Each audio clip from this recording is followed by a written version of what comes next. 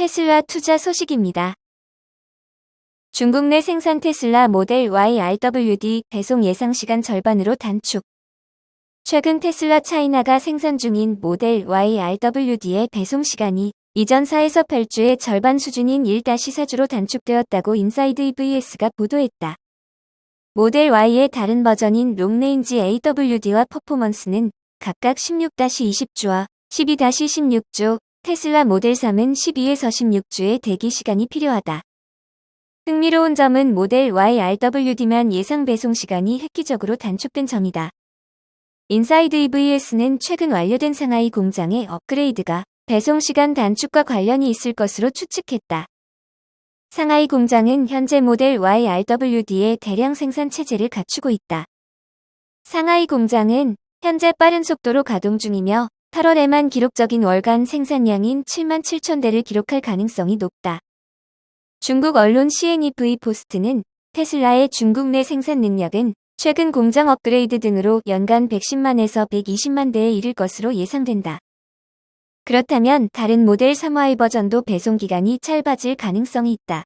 고 밝혔다. 모델 Y는 올해 초부터 7월까지 14만 대 이상이 판매되면서 중국에서 가장 인기 있는 전기차가 되었다.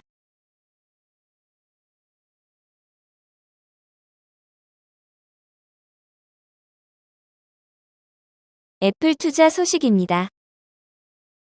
애플 아이폰 14 3,400만 대 물량 확보, 강한 수요 예측에 앞당겨 생산.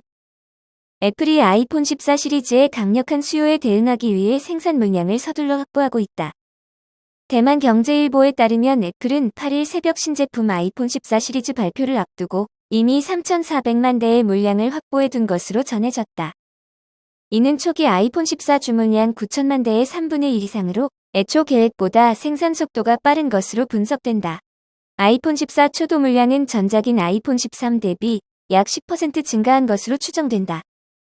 글로벌 스마트폰 수요 둔화로 삼성전자와 샤오미, 오포 등 대부분의 스마트폰 업체들이 지난해보다 생산량을 줄이고 있는 모습과는 대조된다.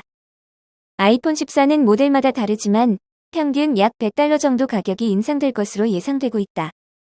애플은 그럼에도 불구하고 프리미엄 스마트폰을 선호하는 소비자들을 중심으로 강한 수요가 나타날 것으로 자신하고 있다.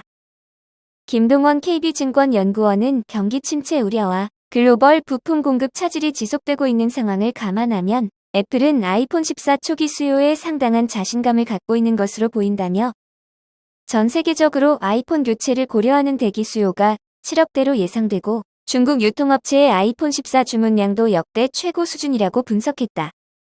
애플은 8일 아이폰 14, 아이폰 14 플러스, 아이폰 14 프로, 아이폰 14 프로 맥스 등 4종의 신제품을 공개한다. 아이폰 14 시리즈부터는 90만 원대였던 기존 미니는 사라질 것으로 예상된다.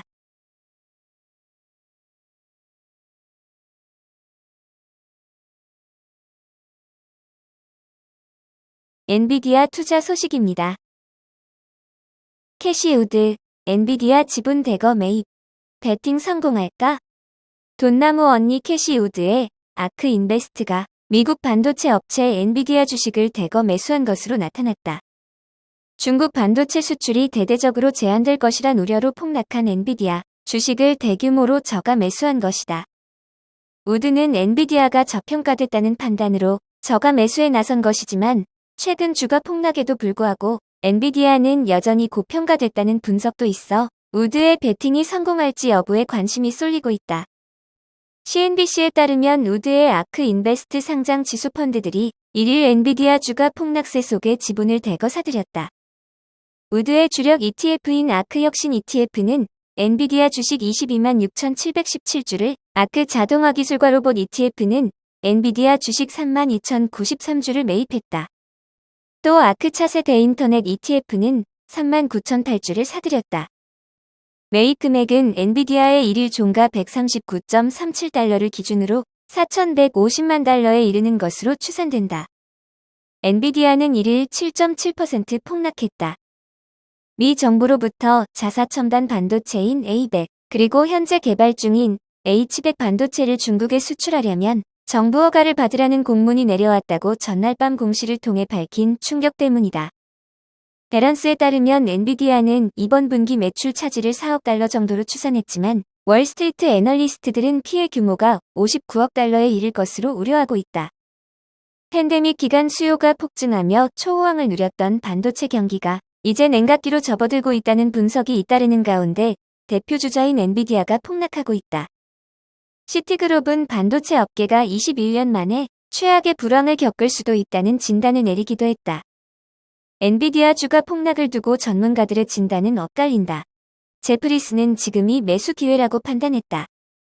베런스에 따르면 제프리시의 마크 리파키스 애널리스트는 2일 분석 노트에서 엔비디아가 2일 8% 폭락하고 최근 부진을 지속한 점을 감안할 때 지금이 매수 기회라고 평가했다.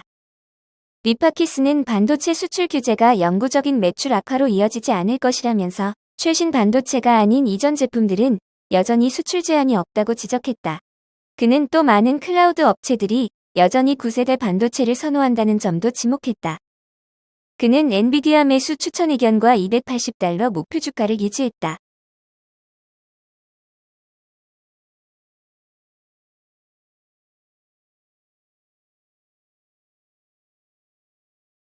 TSMC 투자 소식입니다. TSMC 괜히 1등 아니다. 대만 반도체 기업의 정책 지원. 한국 대비 경제 규모가 절반 수준인 대만은 한국보다 2배 이상 많은 반도체 대기업을 보유하고 있다. 이 같은 현상의 이유가 대만 정부의 첨단, 미래 산업 분야에 대한 전폭적인 지원에 있다는 분석이 나왔다. 전국경제인연합회는 강준영 한국외국어대 교수에 의뢰해 작성한 대만의 산업 재편 현황과 시사점 보고서에서 이 같은 분석을 제시했다. 보고서에 따르면 대만이 보유한 글로벌 반도체 기업은 파운드리 부문 세계 1위 TSMC, 3위 UMC, 팹리스 분야 세계 4위 미디어텍 등이다. 또 대만의 매출액 10억 달러 초과 반도체 대기업 수는 28개로 한국 대비 2.3배 많다. 지난해 대만 국내 총생산이 7,865억 달러로 한국의 절반에 못 미치는 수준과 대비되는 모습이다. 전경련은 그 비결을 대만 정부의 규제 완화 전폭 지원 정책에 있다고 봤다. 유한익 전경련 산업본부장은 대만의 성공 비결은 나라의 미래를 책임질 만한 첨단 미래 산업에 대해 정부가 규제를 풀어주고 전폭적으로 지원하는 산업 정책을 펼친 데 있다고 말했다.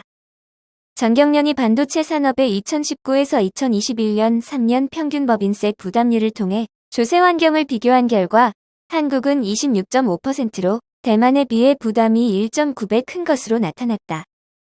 기업별로는 삼성전자, SK하이닉스, LX세미콘 등 한국의 주요 기업의 법인세 부담률은 15%를 상회했다. 반면 대만의 TSMC, 미디어텍, UMC의 법인세 부담률은 모두 15% 미만이었다. 또한 대만은 인력, 연구개발, 세제, 리쇼어링 등 미래 산업과 관련한 모든 분야에서 규제를 완화하고 인센티브를 제공 중이다. 인력 부문에서는 반도체 전문 인력 2,000명 양성을 목표로 오는 2025년까지 15억 대만 달러의 정부 예산을 투입하고 국립대만대 내 반도체 관련 대학원인 중전과학기술연구학원을 개원해 6개월마다 신입생을 받고 있다. 연구개발의 경우 국책기관인 산업기술연구기관이 AI 관련 핵심 기술을 개발해 기업들에게 제공하고 있으며 민간의 주요 분야 연구개발 촉진을 위해 연구개발비 총액의 40에서 50%를 보조금으로 지급하는 정책도 펼치고 있다. 이외에도 세제 혜택, 리쇼어링 장려 등 다양한 정책이 제시됐다.